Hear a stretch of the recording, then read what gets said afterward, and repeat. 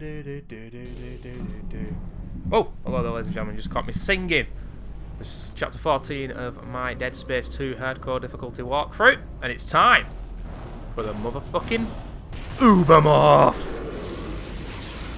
This is what we're going to do. We're going to take his legs off, we're going to take his arms off, we're going to stasis him, and then we're going to go to the hacking machine, and then we're going to get the fuck out of here. Probably hit him with a force gun before I leave this room and get some stasis again, just so I can recharge. The song I was singing there was Rendezvous by Basement Jaxx. Just been watching a bit of No 90s on our TV. We've got a No 70s and 80s, which has a few good songs on, of course, here or there, but I like the No 90s channel because, man, I'm a rock man mainly, but there was so much good music in the 90s, it was crazy. But yeah, that was a sick tune. That was just on Rendezvous by Basement Jaxx. So check it out if you don't know it. A lot of great electronic music in the 90s like that. And Jamiroquai was on, a bit of Chemical Brothers as well. Holy shit, much more. Sure, Isaac Clarke likes those bands. He got a good taste, motherfucker. Anyway, this particular... I can tell I'm getting close to the end of this Let's Play now, because I'm starting to talk shit. The reason that I choose... I got a bit lucky there, because the puke nearly got me. But the reason I choose to shoot that guy is, for some reason, he tends to not puke at you. No reason why, but I've played this game a heck of a lot. I can tell you that particular puker doesn't puke.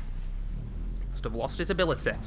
So I'm just going to kill him outright, but we're going to lob that guy at the Uber to open the door.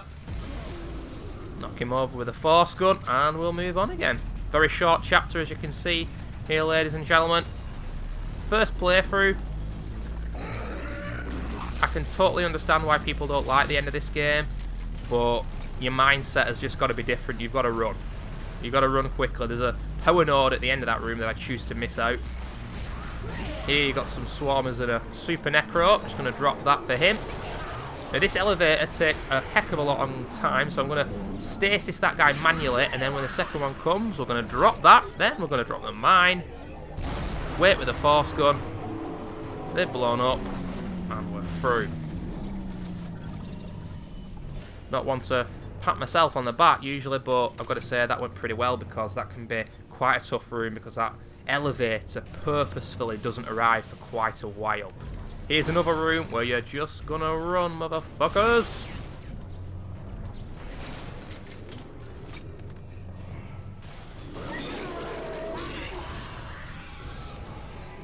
Got the infector. He just created that enhanced necro. Just gonna crowd control those guys. And we're in this room. And this room, you've got to be careful, because we've got the crushers here. Self-explanatory how to avoid these and when to move. But there's also one of those enemies who, I don't know what they're called. I don't even have a silly name for them. But those guys, you see them in the distance? The ones that fire the projectiles at you. So what I do here is stay to the left and fire a timed mine. Got to be very accurate, that. If you don't get it on the first try, you could be in a bit of trouble here. Those projectiles can push you back into the crusher. And also, I don't know if these things here instantly kill you. You just got to be careful. Do not go too quickly.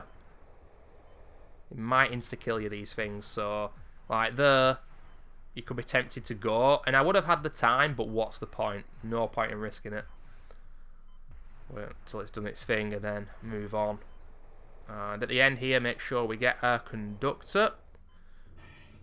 Which we'll do. Okay, that's a 10,000 one, I think.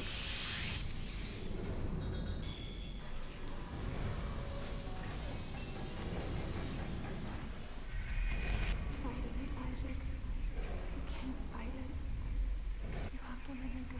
I'll never see you again. Isaac, stop it. There's no other way. You have to do this.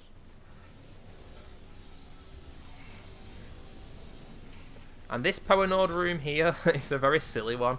Let's see what we get here. 3,000 credits, a small med pack, and force energy. I swear down there's usually a power node in there on other difficulties. Well, that's barely worthwhile.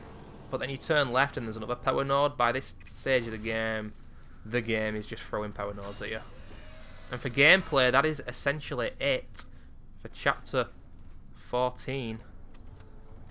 I'm just going to do a few upgrades here. Spend more time than I probably should in the store, just getting my shit together for the final showdown in chapter 15. I reminded myself of Craig Charles then talking over Takeshi's castle. It's the final showdown, Kishi heads.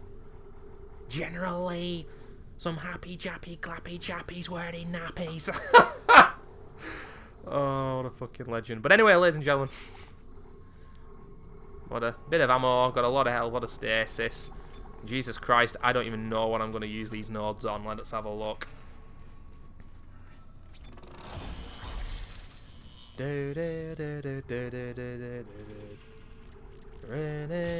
One for the charge of the stasis. I accidentally do that. I remember being pissed off at myself for exiting out and then go back in. Contact beam. Oh yeah, but I very rarely get the chance to do this, but I just think, you know what, I got a lot of nodes, so I decrease the reload again and then the charge. So that contact beam is incredibly quick now, and I use the contact beam on the final boss, and honestly I was really surprised at just how quick it is. Increase the capacity on the pulse rifle and one on the force gun that I didn't even see. But ladies and gentlemen, join me for the last chapter, chapter 15, where Convergence is almost here. we'll be meeting Nicole at the marker.